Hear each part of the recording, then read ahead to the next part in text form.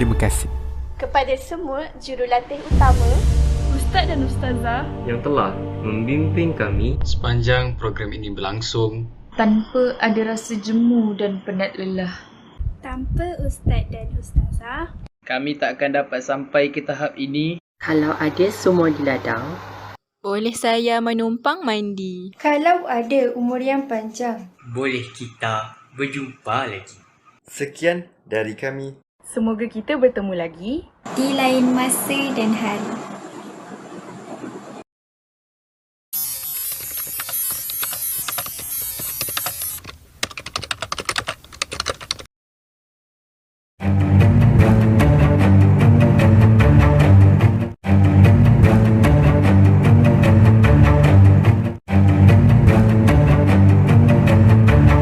It's rewind time.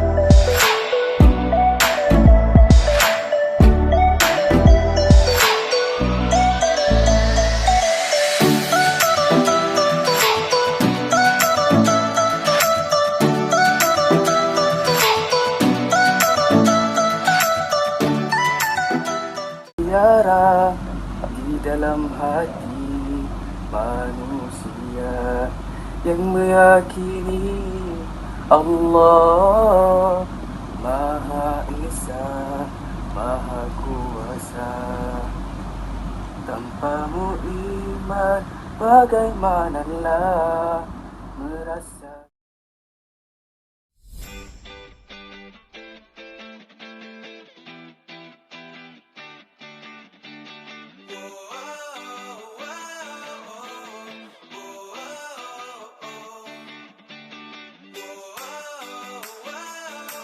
Daripada Lisa. Furikae yazuni susumu kara Maeda kemuri tesakeru kaba Kokoro ni homura o tomoshite Toi mirai made Baiklah.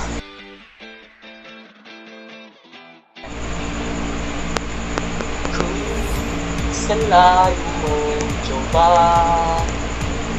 untuk menguatkan hati dari kamu yang berjumpa kembali. Kenapa orang gelak? Oh, salah pertandingan Ingat pertandingan nyanyi lagu jiwa. Sorry. Okey, awas. Telah bersama insanlah terlena. Jagalah dirimu mainan dunia. Siapkanlah ilmu penuh di dada. Teroka dan asalah minda.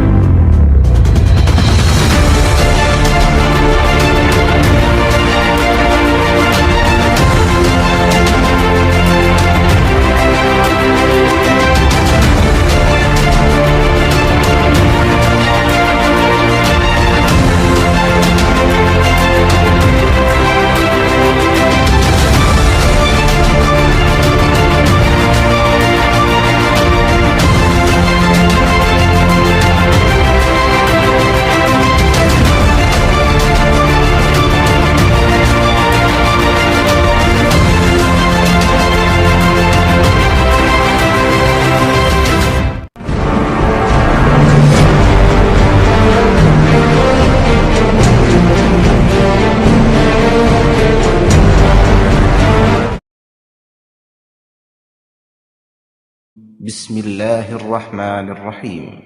Alhamdulillahi Rabbil Alamin. Ar-Rahmanir Rahim. Maliki Yawmiddin. Iyyaka na'budu wa iyyaka nasta'in. Ihdinas siratal mustaqim. صراط الذين أنعمت عليهم غير المغضوب عليهم ولا الضالين.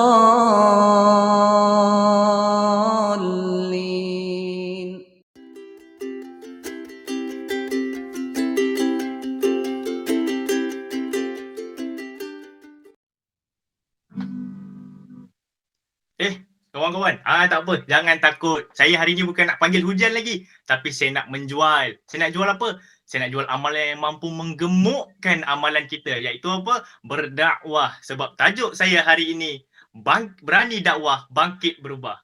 Jadi kawan-kawan sekalian, sebagai seorang pemimpin ni adatnya, mesti ada jatuh, mesti ada bangkitnya. Tapi sebagai pemimpin ni, saya berikan anda satu analogi mudah. Anda bayangkan pemimpin ini sebagai satu pisau.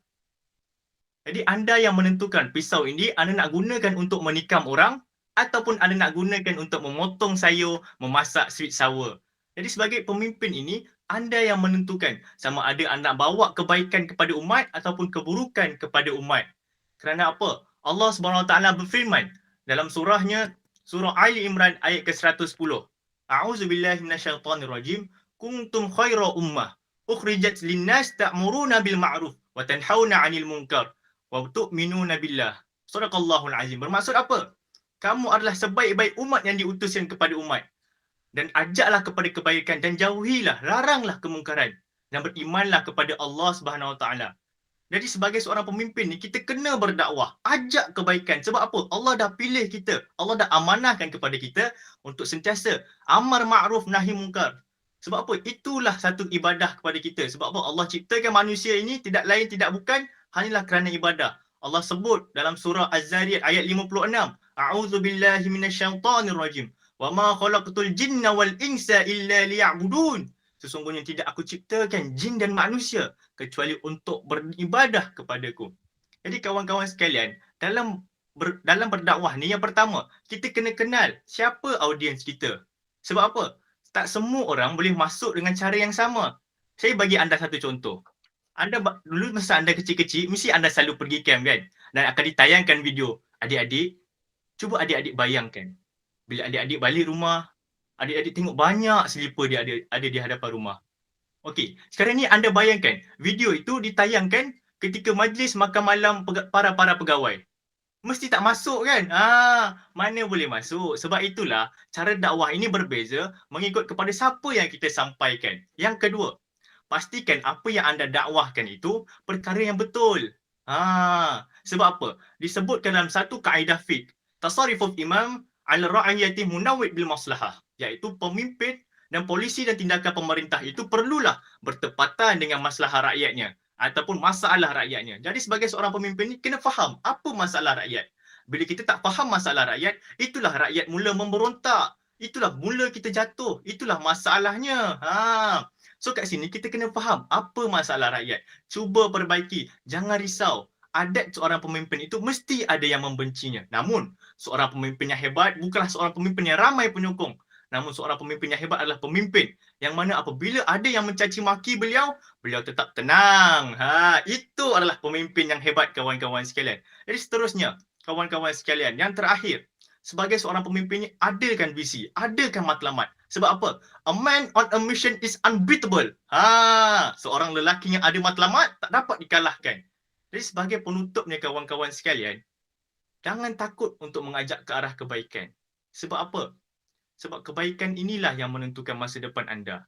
Sebagai satu kepimpinan yang baik, kepimpinan manhaj Rabbani, pendekatan kepada Tuhan, teruslah ajak kepada kebaikan. Jangan takut. Kerana apa? Hidup ini satu perjalanan, kawan-kawan sekalian. Tak salah untuk berehat, namun janganlah berhenti. Sekian daripada saya, Muhammad Faris Anik bin Ahmad Fuad. #follow my IG Faris Anik, Kontijen Selangor. #Selangor Terbilang. Assalamualaikum warahmatullahi wabarakatuh. Selalu mencoba untuk menguatkan hati dari kamu yang belum jumpa kembali. Kenapa orang gelak? Oh, salah pertandingan Ingat pertandingan nyanyi lagu Jiwang. Sorry. Okay. Auzubillahiminasyaitanirrajim. Bismillahirrahmanirrahim. Assalamualaikum warahmatullahi wabarakatuh. Okay, hari ini insya-Allah saya nak mengupaskan satu tajuk yang memang berkaitan lah dengan kita semua ni kan. Kita 20-20 orang ni kan, memang berkaitan. Apa tajuk dia? Bersediakah anak muda memimpin? Jadi pada era globalisasi ini, kita dapat tengok kan, ramai orang kata kan, anak muda ni tak mampu memimpin. Pimpinan anak muda ni sangat teruk. Jadi betul ke apa orang cakap ni kan? Justru terdapat beberapa fakta yang mengatakan anak muda tu mampu je nak pimpin satu organisasi tu. Jom kita tengok. Fikrah yang pertama, anak muda zaman sekini ni dia peka dengan isu semasa. Hal ini dikatakan demikian kerana mereka ni tahu pendapat semua orang ni boleh diterima juga. Kita muda ke, kita tua ke, kita apa ke, insya-Allah jika kita suarakan pendapat kita akan diterima. Contohnya ramai anak muda sekarang menceburi bidang debat. Bukan BM je, BI, bahasa Arab semua masuk kan. Sebab apa? Dia tahu yang pendapat mereka ni akan diterima. Jadi jelaslah bahawa yang anak muda ni, diorang punya pemikiran sekarang dah terbuka. Okey, skop yang kedua, anak muda sekarang ni pandai. Dia pandai apa? Dia pandai ambil masa, ambil peluang di medium yang sesuai. Sebab dia tahu bila nak berdakwah zaman sekarang ni kan, kita tak boleh guna kaedah yang kuno, yang lapuk apa semua dah tak boleh guna dah. Dia kena ikut perkembangan semasa. Contoh dia apa? Ramai anak muda sekarang berdakwah, buat video Islami, cerita pasal kepimpinan dekat TikTok, dekat YouTube, Instagram. Jadi kat sini kan, anak muda ni sebenarnya hebat sebab diorang boleh guna aplikasi-aplikasi tu kan. Kita orang dulu nak buka Facebook pun tak tahu kan. Tapi sekarang anak muda ni cakna, dia fikir yang media macam tu boleh, sangatlah boleh. Jadi kat sini jelaslah yang anak muda ni pandai grab peluang dengan masa tu. Okey. Perspektif yang ketiga. Apa dia? Okey. Kepimpinan ni dah train lagi daripada sekolah rendah. Sebab apa? Banyak sangat unit-unit yang dibentuk oleh kanak-kanak, remaja semua kan dekat sekolah ni. Contoh dia apa? Daripada sebesar-besar jawatan pengawas, Badan Dakwah dan Rohani, PRS, sampailah kecil-kecil jawatan. Apa dia kan? Ketua kebersihan lah, ketua kesyariatan lah, kecomelan apa semua ada. Jadi kat situ, dia dapat bentuklah kita punya kepimpinan ni untuk menjadi orang yang berguna untuk negara, bangsa dan agama. Sebab kepimpinan daripada sekolah daripada pucuk-pucuk ni, itulah kita up sampailah tinggian. Gitu. Okey, jadi apa kesimpulan dia kan? Kesimpulan dia, saya minta tolong semua. Pinjam saya sekejap. Tolong pinjam. Yang tengah main phone, yang tengah buka WhatsApp, IG, berhenti sekejap. Kita ni anak muda, tolonglah. Bangkit. Saya cakap serius. Bangkit. Sebab apa? Kita tak nak 10 tahun akan datang yang jadi orang gaji dekat Indonesia semua tu. Semua budak-budak yang bergelet sana, gelet sini. Kita tak nak mereka ni jadi orang yang macam tu. Jadi orang gaji je dekat negara luar. Jadi sama-samalah kita sebagai aur dengan tebing bersungguh-sungguh untuk membaiki jati diri kita, membaiki diri kita. Sentiasalah dekat dengan Allah supaya negara kita dapat bersaing dengan kuasa besar dunia satu hari nanti. We do the best, Allah will do the rest. InsyaAllah itu sahaja daripada saya. Syukran ala husni istima'ikum. Biar sempoi tapi sampai. Wabillahi taufiq wa hidayah. Wassalamualaikum warahmatullahi wabarakatuh. Ma'assalamah. Bismillahirrahmanirrahim. Assalamualaikum warahmatullahi wabarakatuh. Allahumma salli ala Sayyidina Muhammad. Hidup biar realiti, bukan fantasi. Baik hadirin dan hadirat sekalian, hari ini kita lihat ramai orang di antara kita ingat menjadi pemimpin ini satu perkara yang indah, satu perkara yang mudah. Oh, seronok jadi pemimpin. Di belakangnya ada ramai orang yang menyokong. Oh, seronok jadi pemimpin, menjadi terkenal ataupun famous. Tetapi sedar ataupun tidak, seorang yang beriman menganggap pemimpin ini bukan anugerah. Pemimpin juga bukan satu mehnah, tetapi pemimpin adalah amanah. Tuntasnya, yang menentukan amanah ini untuk menjadi anugerah atau mehnah terletak di tangan kita sendiri. Bagaimana kita hendak menjadikan pimpinan kita itu satu anugerah? Pertama, kita perlu untuk ada ilmu. Hadirin dan hadirat sekalian, kalau kita, di fantasi kita, di akal fikiran kita, di dada kita dah ada idea, dah ada cita-cita, kita nak capai satu perkara, macam mana kita nak usaha, macam mana kita nak capai satu perkara tersebut, sudah tentu kita perlu ada ilmu. Kerana untuk pergi ke satu perkara, untuk mencapai satu perkara, kita perlu membuka jalan. Macam mana kita nak pergi ke arah sesuatu tempat kalau kita tidak tahu jalannya di mana? Maka tuntutlah ilmu supaya jalannya terbuka untuk kita, supaya mudah untuk kita mencapai sesuatu perkara. Dan ingat, apabila kita sudah ada ilmu, walaupun secebis ilmu, jangan kedekut untuk kongsikan kepada orang lain. Kerana kita ingat, pertama, ilmu ini adalah pinjaman Allah kepada kita. Bila-bila masa saja ilmu ini boleh ditarik oleh Allah Subhanahu Wa Taala, maka sebelum ilmu itu ditarik daripada kita, eloklah kiranya kita berkongsi dahulu ilmu secebis yang kita miliki kepada orang lain. Itu yang pertama. Dan yang kedua, sebaik-baik amalan adalah perkongsian ilmu. Kerana contoh, kalau saya ada sekeping roti, saya ingin kongsi kepada 5 orang sahabat saya.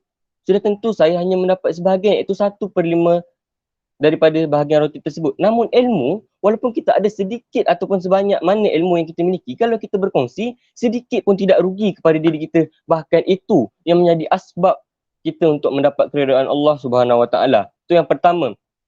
Kedua, usaha. Apabila jalan kita dah nampak, kita dah ada ilmu, kita dah tahu jalannya nak mencapai sesuatu perkara ke mana, boleh ke kalau kita tahu jalan untuk ke masjid, kita tak ke masjid? Dapat ke pahala untuk solat berjamaah di masjid? Tidak. Sudah tentu kita perlu ada usaha. Jadi, kita lihat usaha dengan adanya ilmu dan kita lihat apabila kita sudah ada cita-cita, kita sudah ada idea, apa yang terlintas di fantasi kita, macam mana kita nak realitikan perkara tersebut, kita perlu berusaha.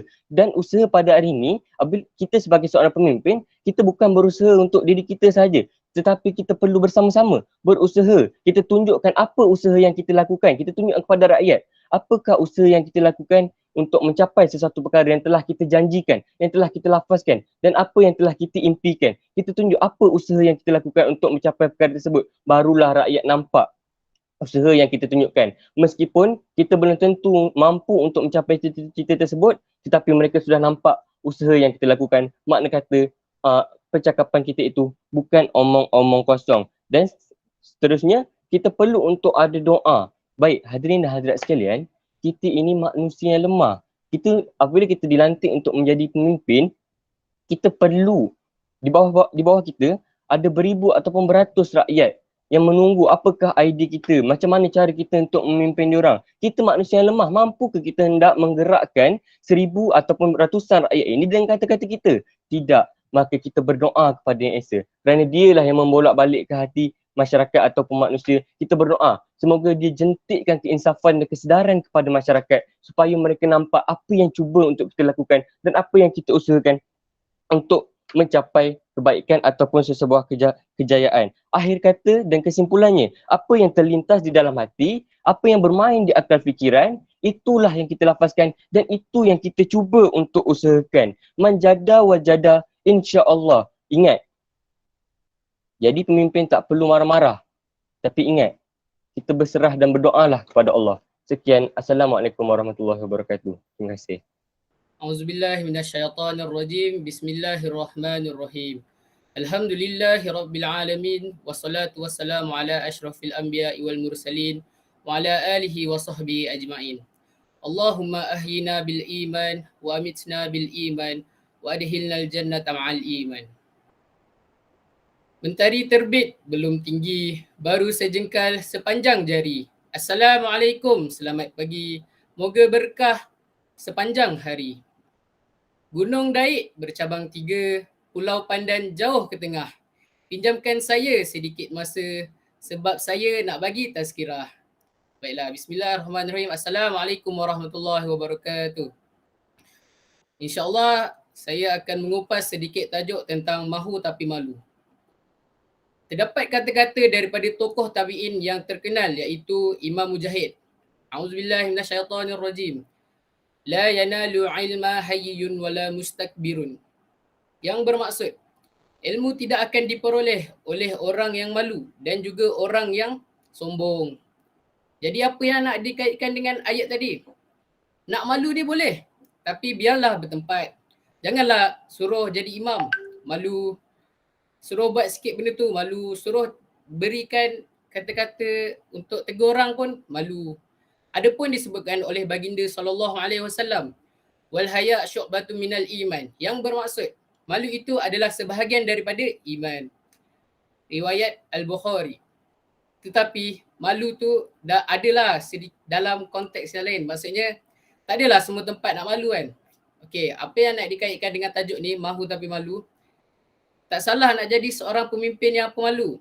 Contohnya kita boleh ambil Sayyidina Uthman bin Affan, Khalifah Ar-Rashidin yang ketiga. Beliau seorang yang pemalu. Sampaikan malaikat pun malu untuk berjumpa dengan beliau. Jadi ini baru betul malu bertempat. Bukanlah macam kita nak tegur sikit malu, semua benda nak malu, sampai nak bercakap pun ada yang tekuk-tekuk muka kan. Okay, itu dari segi pemimpin. Kalau nak dikaitkan dengan isu semasa sekarang, kita boleh kaitkan dengan PDPR. PDPR tu apa? Pembelajaran secara online. Baiklah, apabila cikgu bertanya, semua tak bagi jawapan kan? Semua malu nak bagi jawapan. Jadi itu boleh menghiris hati cikgu, dan insyaAllah kalau cikgu tu tak maafkan, maka ilmu kurang berkat. Sehinggalah cikgu tu memaafkan. Baiklah, faham kan rakan-rakan sekalian? Jadi saya mengajaklah untuk sama-samalah, bila cikgu suruh buka kamera tu, boleh buka insyaAllah. Janganlah malu-malu sangat, tak elok sebenarnya. Akhir kalam, insyaAllah yang baik daripada Allah dan yang buruk daripada saya sendiri. Assalamualaikum warahmatullahi wabarakatuh. Assalamualaikum warahmatullahi wabarakatuh. Alhamdulillah, syukur kepada Allah kerana kita dapat bertemukan di alam maya ini. Mungkin tidak semua yang dapat melihat video saya ini, tapi cukup sekadar memberi satu nasihat dan dapat sampaikan kepada orang lain supaya dapat bermanfaat berkaitan dengan topik kita pada hari ini. InsyaAllah, dakwah nak sentak. Itu adalah topik kita pada hari ini. Nak dakwah tapi sentak. Itulah remaja yang suka sangat sering kali berkaitan dakwah, sentak. Dakwah, sentak. Tapi apa tujuan dakwah? Apa kita sebagai seorang pemimpin, khususnya sebagai seorang remaja, nak berdakwah kepada orang lain? Apa itu tujuan dakwah sebenarnya? Kita lihat kepada ta'rif erti dakwah dari segi lughah, yang bermaksud mengajak dan menyeru. Itu segi lughah. Okey, apa syara'an? Antara ulama yang banyak kemukakan dalam kitab Syekh Al-Islam Ibn Taymiyah mengatakan dakwah kepada Allah ialah mengajak dan beriman kepadanya dan berdasarkan apa yang telah dibawa oleh Rasulullah, serta kita mesti taat segala perintahnya. Jadi di situ kita dapat tahu dakwah, kita ikut perintah Allah, ikut ajaran Rasulullah, dan kita taat kedua-duanya. Dari situ lahirnya satu gambaran jelas yang disabdakan oleh Allah Subhanahu Wa Taala dalam surah Ali Imran ayat yang ke-104. A'udzubillahi minasyaitonirrajim. وَلْتَكُمْ مِنْكُمْ أُمَّةٌ يَدْعُونَ إِلَى الْخَيْرِ وَيَأْمُرُونَ بِالْمَعْرُوفِ وَيَنْهَوْنَ عَنِ الْمُنْكَرِ وَأُولَٰئِكَ هُمُ الْمُفْلِحُونَ. Sadaqallahul azim. Yang bermaksud, kita hendaklah di antara kamu satu puak yang berdakwah. Daripada situ kita dapat satulah input daripada dalil tersebut. Dia mengatakan nak berdakwah, pertama, ya'muruna bil ma'ruf. Mestilah mengajak ataupun menyeru ke arah kebaikan, bil ma'ruf, wa yanhauna 'anil munkar. Yang kedua, mesti ada mencegah kepada kemungkaran. Yang mana pada hari ini kita banyak nampak ya'muruna bil ma'ruf, mengajak kepada kemungkaran. Tapi mampukah kita mengatasi level kedua kita? Kita dapat upgrade diri kita. Level kedua, mencegah daripada kemungkaran. Kemungkinan kita level kedua ini kita tak mampu nak melaksanakan pencegahan daripada kebatilan, tapi kita terus nak buat dakwah sentak. Jadi di situ saya nak rumuskan dakwah ni bukan setakat bermaksud mengajak atau menyeru kepada ke arah kebaikan semata-mata, tapi ia juga meliputi usaha kita, komitmen kita. nak membina dan membentuk masyarakat ke arah Islam dalam usaha merealisasikan pengabdian diri kepada Allah Subhanahu wa taala. Okey, maksudnya kita nak berdakwah kepada masyarakat. Masyarakat adalah satu organisasi yang besar, satu badan yang besar yang meliputi banyak aspek kaum, agama, budaya. Jadi daripada situ nak berdakwah kita mesti mula pada diri kita sendiri yang kecil ni. Hati kita kecil. Bayangkan, nak bagi satu analogi mudah lah dengan baby lahir sudah tentu kita dapat logik yang baby lahir mesti dalam keadaan kecil, suci. Daripada situlah kita kena tahu yang kita nak berdakwah pun kena rasa suci, bersihkan diri dulu, tazkiyatun nafs dulu diri kita untuk memperbaiki orang lain. Cuba bayangkan, kita nak baik orang lain tapi diri kita ada masalah. Bukankah itu tak menggambarkan kita nak berdakwah tapi kita sendiri tak komitmen? Bayangkan mulut yang paling dekat dengan mulut tapi mulut yang paling dekat dengan telinga tapi badan jasad sendiri yang bertutur ini tak memberi action ataupun satu tindakan terhadap apa yang dikatakan sebelum tu. Adakah itu adil untuk kita? Jadi nak berdakwah kena ada hati supaya kita bercakap, kita buat. Kita bercakap, kita buat. Itulah satu komitmen yang bagus untuk kita. Dan ingat, cabaran sebagai pemimpin dah ada pandai bertutur, dah ada pemimpin, dah ada rasa diri hebat. Jangan kita rasa takjub dengan kita punya kelebihan kita. Mudah-mudahan kita lahir dari tanah, kita bersifat seperti tanah. Jangan kita lahir ataupun asal daripada tanah bersifat seperti langit. Itu bukanlah manusia. Manusia sifat seperti tanah. Tanah apa? Merendah diri, tawaduk. Kita hanya berserah kepada Allah. Yang kekuatan dan kelebihan itu semua datang dari Allah. Kita yakin itu semua adalah kelebihan daripada Allah. Yang kitanya hanyalah lahir daripada setitis air mani. Begitu hina kita. Setitis air mani. Begitu kotor. Tapi bagaimana kita sebagai hamba yang Allah ajarkan kita supaya sentiasa bersihkan diri. Mudah-mudahan itulah panduan hidup kita supaya sentiasa bertazkiyatun nafs. Mudah-mudahan itu sikit banyak daripada kita dapat memberi iktibar kepada kita yang pemimpin punya bukan sekadar memberi manfaat kepada orang lain, bermula dengan diri sendiri dulu baru bantu orang lain. Itulah baru campailah matlamat kita sebagai seorang pendakwah, nak berdakwah kepada orang lain supaya mudah kita nak atasi segala halangan, rintangan dan cabaran daripada kalangan masyarakat. Bila taufiq hidayah. Wassalamualaikum warahmatullahi wabarakatuh.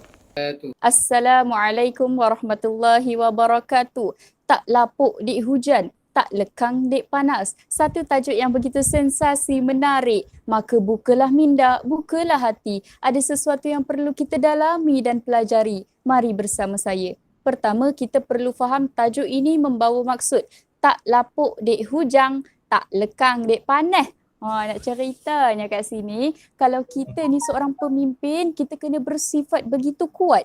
Sebab kita ni adalah ketua. Kalau kita lemah, kita tak boleh angkat yang lain. Saya teringat satu kata-kata alumni di sekolah saya. Beliau merupakan pemimpin dan pada realitinya beliau merupakan abang saya sendiri. Beliau berkata begini, dalam satu barisan MSQ, Majlis Soft Qiyadah, 1 jatuh, 35 angkat. 35 jatuh, 1 angkat. Itu yang bermaksud kekuatan dalam soft kepimpinan. Kedua, tak lapuk dik hujan, tak lekang dik panas. Kita sebagai pemimpin, kita bukan kuat dari segi fizikal je tuan-tuan. Kita kuat ini bukan bermaksud kita dicemuh tak nangis, kita ditinggalkan kawan kita tak sedih. Bukan. Kita perlu juga kuat dari segi mental kita. Macam mana nak kuat? Kita perlu ada persediaan ilmu di dada. Ingat, Imam Syafi'i boleh berbahas dengan beribu orang. Imam Syafi'i takkan boleh menang bila berbahas dengan orang yang jahil yang ini tiada ilmu tuan-tuan. Kita mesti ingat, bila ilmu di dada, kita akan kuat. Campaklah pergi mana, dalam hutan sekalipun, insya-Allah kita boleh hidup. Bak kata qaulul hukama, al-ilmu fis sudur wa laysa fis sutur. Sebagai penutupnya, saya ingin memetik satu kata-kata hukama. Al-syabab tharwatun wa tharwah. Kawan-kawan, mari ikut bersama saya. Al-syabab tharwatun wa tharwah. Apakah maksudnya? Al-syabab, pemuda. Tharwatun, aset negara. Wa thawrah, Asyabat thawratun wa thawrah. Dan thawrah itu bermaksud pencetus umat manusia. Kalau kita ni sebagai pemimpin tak belajar betul-betul dari sekarang, kita sanggup ke tengok negara kita nanti politiknya terumbang-ambing? Sanggup ke kita? Fikirlah betul-betul, kita ni pemimpin. Kalau kita tak hebat, kita tiada di kem ini, tuan-tuan dan puan-puan. Itu saja daripada saya. Saya sangat berharap perkongsian saya memberi manfaat kepada telinga saya yang mendengar dan telinga antum yang mendengar. Sekian dari saya. Assalamualaikum warahmatullahi wabarakatuh. Minta maaf jika ada salah silap. Kontingen Selangor, Putri Emilia.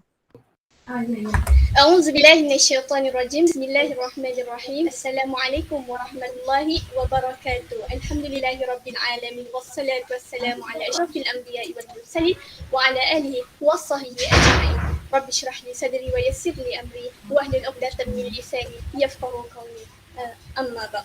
Dalam kehidupan, semua hamba Allah itu punya pilihan. Sama ada ingin U-turn ataupun jalan terus. Sebelum kita mengupas isu ini lebih mendalam, kita dapat pantun seloka dari saya. InsyaAllah. Mencari ilmu di negeri Sabah untuk mengubah minda yang sempit.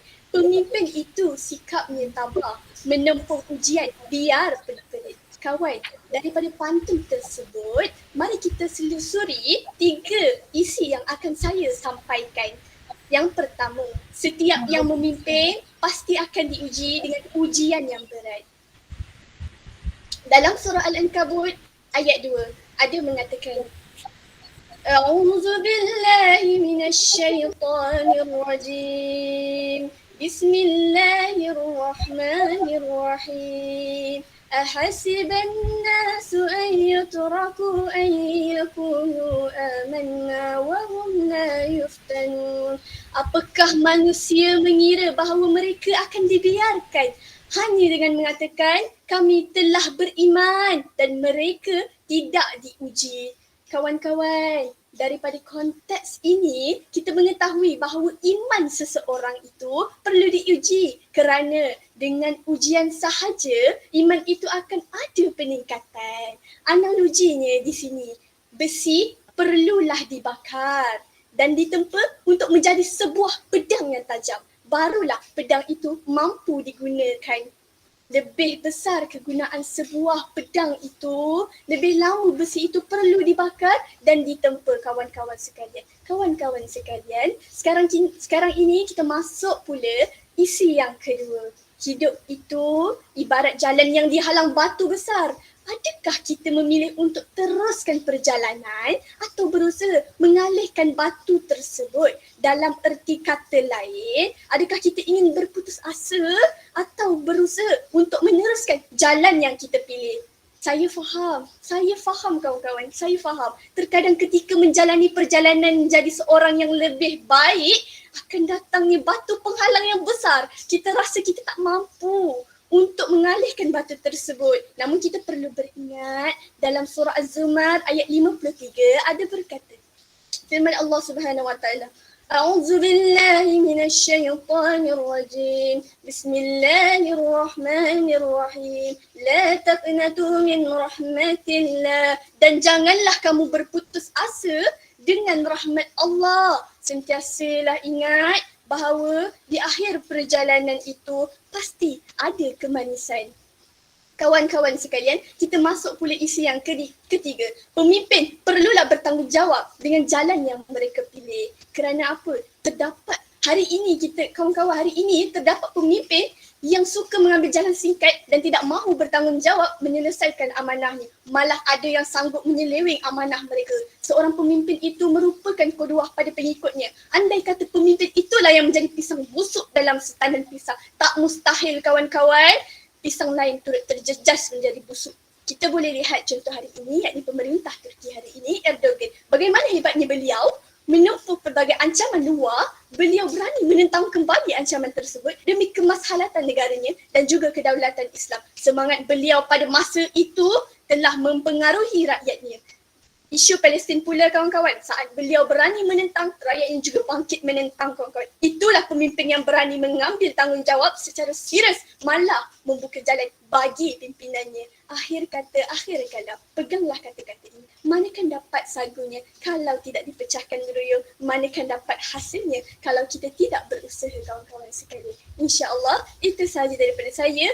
Idolakan Rasulullah, hidup pasti diberkati. Kontijen Selangor, Ajmal Hayati. Kullukum ra'in wa kullukum mas'ulun an ra'iyatihi. Setiap daripada kamu adalah pemimpin dan kalian akan dipertanggungjawabkan atas apa yang kalian pimpin. Hadis riwayat Bukhari dan Muslim. Sebelum itu, terima kasih buat Jawatan Kuasa Naduah Kepemimpinan Islam Sekolah-Sekolah, rakan-rakan seperjuangan. Assalamualaikum dan salam kasih sayang. Tajuk yang diberikan pada hari ini cukup menarik, cukup sensasi dan cukup hangat untuk kita perbincangkan, iaitu bersediakah anak muda memimpin? Hadirin sekalian, akan saya berikan kepada anda beberapa pandangan ataupun perspektif masyarakat terhadap bagaimana anak muda ini ingin memimpin. Yang pertama, mereka mengatakan yang anak muda ini masih lagi di bangku sekolah. Anak muda ini masih lagi kanak-kanak hingusan. Tetapi hadirin sekalian, pada hari ini akan saya buktikan kepada anda, akan saya buka mata anda, akan saya buka minda anda untuk kita sama-sama berfikir sejenak bagaimana dengan potensi yang ada dalam diri anak muda kita sekarang mampu untuk menjadikan mereka seorang pemimpin yang memimpin diri sendiri, memimpin keluarga, memimpin ummah mahupun memimpin pada masa hadapan. Hadirin sekalian, yang pertama, kita lihat di dalam situasi pandemik ini bagaimana anak-anak muda kita menggunakan platform-platform media sosial seperti Instagram, Facebook, Twitter dan juga TikTok untuk mereka melakukan amar makruf nahi munkar, untuk mereka menyahut seruan dakwah. Hadirin sekalian, kita boleh lihat ada anak muda yang melakukan live di Instagram dan juga di TikTok sebelum tidur untuk mengajak followers dan juga rakan-rakan mereka membaca surah Al-Mulk. Hadirin sekalian, bukan itu sahaja, ada pemuda juga yang melakukan live setiap hari Jumaat untuk mengajak rakan-rakan dan juga ummah untuk membaca surah Al-Kahfi. Hadirin sekalian, bukankah itu satu perkara yang harus kita contohi? Bukankah itu satu perkara yang boleh kita buktikan yang anak muda ini mampu untuk memimpin? Hadirin sekalian, bukan itu sahaja, kita boleh lihat isu-isu ataupun krisis yang berlaku di dunia dan juga dalam negara kita.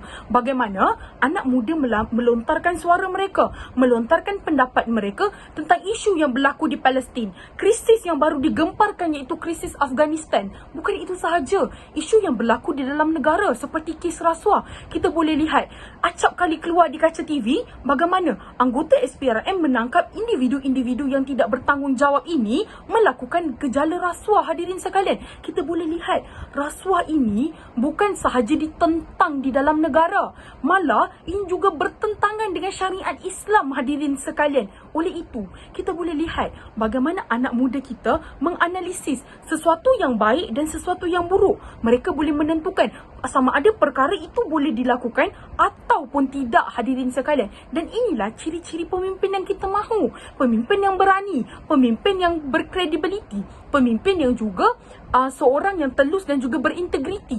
Ketiga-tiga ciri inilah yang harus kita terapkan dan harus kita asah di dalam diri anak muda kita. Hadirin sekalian, kita boleh lihat hadirin, pada zaman Nabi SAW, runtuhnya zaman jahiliah hasil daripada sokongan padu pemuda yang menyahut seruan dakwah. Hadirin, Talhah, Ubaidillah, Al-Akram, Abi Akram, kedua-dua pemuda yang berumur 16 tahun pada ketika itu bersama-sama dengan baginda Nabi berhadapan dengan pemimpin yang berada di kota Mekah, iaitu Abu Jahal, Abu Lahab dan juga Abu Sufyan. Ketiga-tiga golongan tua itu yang bongkak dan juga sombong. Hadirin sekalian, bukan itu sahaja, kita boleh lihat di dalam peperangan Uhud. Hadirin, seorang pemuda bernama Anas ibn Nadar, bagaimana beliau menjadikan dirinya sebagai perisai untuk melindungi baginda Nabi daripada terkena tikaman. Hadirin, dan Anas ibn Nadar syahid di medan peperangan sebanyak 80 tikaman. Kita boleh lihat roh dan juga semangat pada zaman Nabi berkekalan sehingga zaman ini, kerana kita boleh lihat cara anak muda kita memimpin berbeza zaman sahaja. Hadirin sekalian, tetapi roh dan juga semangat itu masih ada untuk menyahut seruan dakwah. Hadirin sekalian, oleh itu apa yang dapat saya rangkumkan dan apa yang dapat saya simpulkan pada hari ini? Potensi yang ada dalam diri mereka, potensi yang ada dalam diri anak muda kita harus kita asah, harus kita gilap dan harus kita sama-sama pupuk dengan kekuatan dan juga kecemerlangan terarah mengikut apa yang disyariatkan oleh Islam. Kerana apa hadirin? Kita tidak mahu negara kita diperintah dengan seorang pemerintah ataupun dengan seorang penjenayah yang menjadi hakim. Orang zalim menjadi penentu hukuman. Manusia berhadapan dengan krisis akhlak yang amat teruk. Pangkat mereka adalah penjual agama, bangsa, dunia, pangkat serta kedudukan. Malah rasuah menjadi tema kehidupan, jauh sekali daripada mengenal halal dan juga haram. Hadirin sekalian, sebelum saya mengakhirkan kata saya, petik daripada Yusuf Al-Qaradawi. Apabila kita hendak melihat generasi pada masa hadapan, kita lihatlah generasi muda kita pada hari ini. Sekian daripada saya, Nur Farhana, kontingen Selangor, Hayuna Wahayatuna. Kasih dan cinta Nabi itu pasti. Bismillahirrahmanirrahim. Assalamualaikum warahmatullahi wabarakatuh. InsyaAllah pada hari yang mulia ini akan saya kongsikan satu tajuk yang sangat menarik. Apakah ia? Tak lapuk dek hujan, tak lekang dek panas. Seperti yang kita tahu, itu merupakan satu peribahasa yang kita sering dengar dan kita aplikasikan dalam kehidupan seharian kita. Apakah maksud peribahasa tu? Okey, peribahasa itu bermaksud suatu adat yang tak pernah berubah walaupun berlakunya peredaran zaman. Akan saya kaitkan peribahasa ini dengan konteks kepimpinan di mana seorang pemimpin yang hebat perlu mempunyai jati diri yang kukuh serta mental yang kuat. Kerana apa? Kerana seorang pemimpin ni akan memimpin pelbagai jenis orang, akan nak hadap pelbagai mulut orang dan kita tak tahu macam mana sifat dia. Takkanlah kita nak kena faham setiap seorang punya sikap tu baru kita nak jadi seorang pemimpin yang hebat. Jadi nak kita kena hadap semua ni. Daripada hadis Nabi sallallahu alaihi wasallam, kullukum ra'in wa kullukum mas'ulun 'an ra'iyatihi. Setiap daripada kamu adalah pemimpin dan akan dipertanggungjawabkan ke atas kepimpinan kalian. Hadis ni nak menunjukkan bahawa bila kita dah dapat satu amanah tu, dah dapat satu tanggungjawab tu, kita kena pikul dia erat-erat. Kita kena jalankan dia dengan penuh tanggungjawab, dengan bersungguh-sungguh. Kerana apa? Amanah ni tak semua orang boleh pegang. Hanya orang yang kuat je boleh, dan itu merupakan anugerah daripada Allah Subhanahu Wa Taala. Hadirin hadirat sekalian, kita ni sebagai seorang pemimpin, janganlah kita cepat terasa apabila ada orang cemuh kita. Jangan kita cepat berputus asa bila ada orang tak nak terima apa yang kita cakap, tak nak terima dakwah kita ataupun tak nak terima cara kepimpinan kita. Kerana apa? Allah telah berfirman dalam surah Al-Insyirah ayat 5 hingga 6. A'udzu billahi minasyaitonir rajim. Fa inna ma'al usri yusra. Inna ma'al usri yusra. Sadaqallahul azim. Yang bermaksud ayat ini mafhumnya, setiap kesukaran itu akan disusuli dengan kesenangan. Dan ayat 6 tu Allah tegaskan lagi ayat 5 di mana setiap kesukaran itu akan Allah susulkan dengan kesenangan, ataupun Allah akan mengikuti bersama ujian itu satu hikmah yang indah yang hanya Allah ketahui. Jangan pernah kita ragu dengan takdir Allah. Jangan pernah kita persoalkan, ya Allah, kenapa ujian aku berat seperti ini? Kenapa dan kenapa? Kerana ujian yang melanda kita ni adalah untuk mendidik diri kita supaya jadi lebih kuat pada masa akan datang. Allah uji kita sebab Allah sayangkan kita. Jadi apabila kita diuji, tak lain tak bukan kita memohon doa kepada Allah. Ya Allah, berikanlah aku kekuatan, ya Allah. Berikanlah aku mengharungi segala ujian ini dengan mudah, ya Allah. Sesungguhnya ada hikmah di sebalik segala yang berlaku. Akan saya kongsikan kisah Nabi Muhammad sallallahu alaihi wasallam di mana ketika masih fasa awal Nabi hendak berdakwah, bukannya dakwah Nabi itu terus diterima, tetapi Nabi itu kekasih Allah. Kekasih Allah itu pernah juga dicemuh dan dihina oleh manusia biasa seperti kita. Ketika Nabi berdakwah di Taif, apa yang berlaku? Adakah dakwah Nabi diterima? Tidak sama sekali. Penduduk di Taif beramai-ramai mencampakkan batu sehingga lutut baginda berdarah. Ya, Nabi Muhammad itu adalah kekasih Allah. Betapa besarnya ujian dia dan betapa mulianya Nabi di sisi Allah Subhanahu Wa Taala. Apatah lagi kita insan biasa Hanya baru menghadap sedikit ujian dah kita kata, ya Allah kenapa ujian aku berat sangat. Jadi sebagai seorang pemimpin memang mustahil untuk kita nak puaskan hati semua orang, tapi kita boleh cuba untuk puaskan hati majoriti orang. Bagaimana? Kita doalah kepada Allah supaya Allah beri kita petunjuk untuk membuat keputusan yang betul, untuk buat keputusan yang terbaik demi rakyat-rakyat kita. Innallaha ma'as sabirin, sesungguhnya Allah bersama-sama orang yang sabar. Akhirul kalam, tiada kata sebaik doa, tiada perbuatan seindah taubat. Marilah kita jadi seperti permata. Apabila di darat menjadi permata yang indah, dicampakkan di laut menjadi mutiara yang sangat bernilai, dicampakkan di langit menjadi bintang yang bersinar untuk semua manusia. Semoga apa yang saya sampaikan ini memberi manfaat untuk kalian yang mendengar, juga menjadi nasihat untuk diri saya sendiri. Wabillahi taufiq wal hidayah. Wassalamualaikum warahmatullahi wabarakatuh.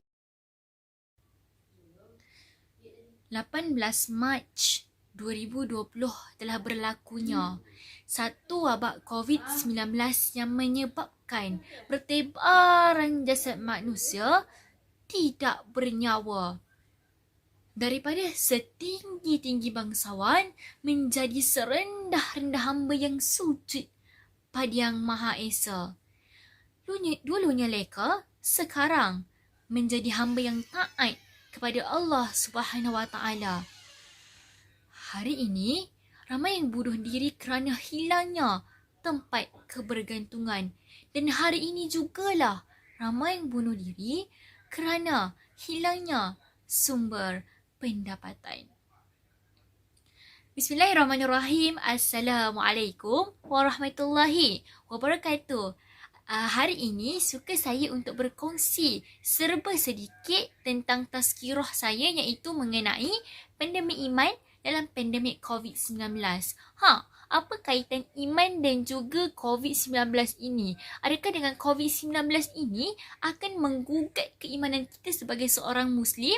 Sebab itu, suka saya ingin berkongsi kepada anda satu formula ataupun satu tips bagaimana untuk kita menangani masalah COVID-19 ini sebagai seorang Muslim, iaitu IKA. IKA ini bukan nama orang ya hadirin sekalian. IKA ni bermaksud yang pertama adalah iman, kedua adalah keselamatan dan yang ketiga adalah amin. Dan apa maksud iman tu? Yang pertamanya, apa maksud iman? Okey, maksud iman daripada segi istilah adalah membenarkan dengan hati, diucapkan dengan lisan dan diamalkan dengan tindakan, iaitu perbuatan kita lah.